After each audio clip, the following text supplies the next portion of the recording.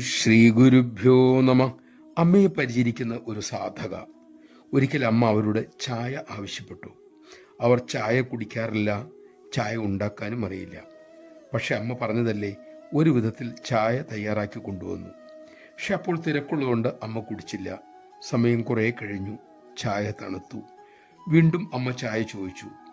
അവർ സമയം ലാഭിക്കാനായി ആ ചായയിൽ കുറച്ച് പാൽ ചേർത്ത് ചൂടാക്കി കൊണ്ടുവന്നു കൊടുത്തു. താൻ ഉണ്ടാക്കിയ ചായ നല്ലതല്ലെന്ന് അവർക്കറിയാമായിരുന്നു.